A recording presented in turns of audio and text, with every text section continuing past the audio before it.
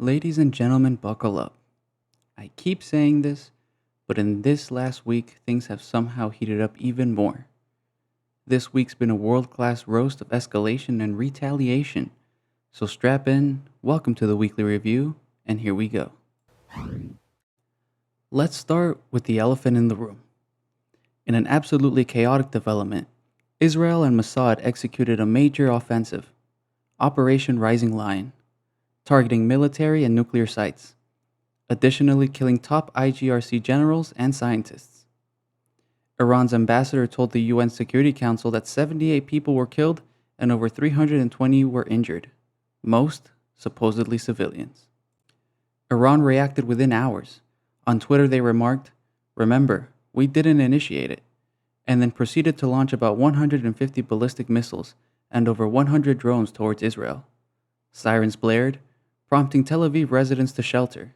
At least 34 Israelis were injured. However, most of the barrage was neutralized by Israel's air defenses. This was not it, however, as a second wave hit late at night, with over 100, likely more, ballistic missiles sent into Tel Aviv, Jerusalem, and military bases. Israel reported 3 dead and approximately 172 injured, while Iran claimed to have killed 138, including 29 children and 320 plus wounded. Amid all this, the Prime Minister of the country, Netanyahu's plane, reportedly made a mysterious stopover in Athens, prompting speculation he temporarily left Jerusalem. For some analysis on this, Israel is signaling very clearly what their resolve is on the matter of Iran acquiring a nuclear weapon. But Iran's response highlights a dangerous spiral this matter is now in. U.S. assets and allies in the region may be caught in the crossfire as things continue. Moving on to the second major topic that's going on this week. Back on U.S. soil, many Americans are saying, "No Royals allowed." On June 14, coinciding with Flag Day, the Army's 250th birthday, and Trump's birthday, 2,000 plus No Kings protests erupted across all 50 states, pushing back on perceived authoritarianism, government overreach, ICE abuses, and the $45 million military pageantry. Organized by the grassroots 50501 movement and allied groups, the events were intentionally peaceful and decentralized, eschewing DC, but they made headlines in places like Philadelphia, LA, and NYC. It is so important that peaceful protests were stressed. This is true exercising of our constitutional rights. Violence only damages those who protest, as the opposition will be quick to use such cases as proof of rioting and barbarianism. So if you take part in protests, now or in the future, remember, do it with class and in peace. And now, I'd like to speak directly to whoever may be watching, if at all, because I'd rather say something into the void than be pacified in silence. We are reaching a political crescendo, one that many of us may remember as seeing play out similarly before. As I watch these events take place, I am reminded of the times we as a society have come so close to taking a true step forward in the name of progress, equality, and democracy, only to circle back and begin the cycle again. We are seeing both Republicans and Democrats alike unite over the fundamental makeups of the country that are. This is a country of immigrants, and there are no kings or oligarchs in this land. However, I begin to see the usual finger pointing and high horse standing from those in the quote right, and expected doubling down in retaliation from those in the quote wrong. I feel as though some of us may be close to missing the point being raised in all this, and I don't see many, if at all, speaking on it, which is why I feel compelled to do so. What I would like to bring forth is the abolition of political parties. Amid all this, I am reminded of the words of George Washington on the matter. Parties agitate the community with ill-founded jealousies and false alarms, kindles the animosity of one part against another, and foments occasionally riot and insurrection. Now, that we are seeing people speak up and let their voices be heard. It is not the time to stand looking down at others around us that may have been misled or deceived.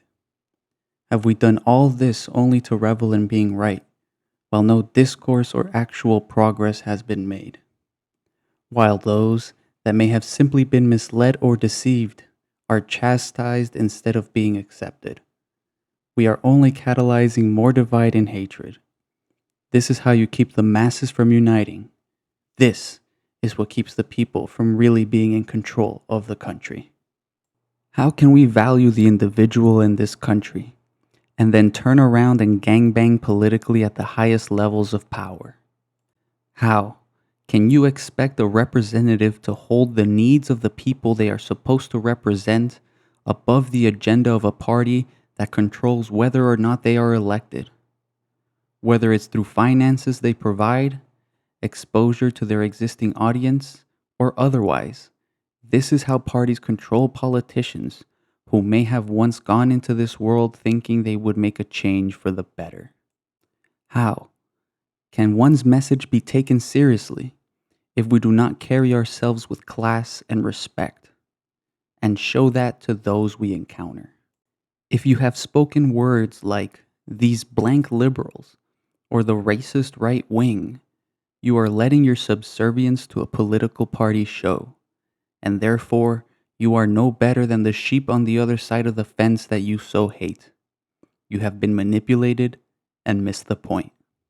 Without political parties, maybe one issue would have one majority form, while the next would see a reshuffling of favor on an individual level amongst representatives, because their agendas would be motivated by the people they represent in different sections of the country, not nationalized party views. People in Florida may have similar views with those in Texas when it comes to gun laws, but may then end up agreeing with somewhere like California on energy regulations. Removing political parties removes the perceived need to have only two choices every time, left or right. I may agree with someone in Tennessee when it comes to gun laws, but then will agree on abortion policy with those somewhere in Michigan. The point is, it removes the political and ideological cage that has been built around us and opens the doors to all kinds of possibilities and discourse. America will never truly be free. Americans will never truly see their government prosper in their name because America is bounded by elitists who can only thrive by keeping the masses divided. Opposing views are natural and will happen. But if you despise someone because they do not agree with you, then you are part of the problem, and I feel sorry for you. Find your humanity.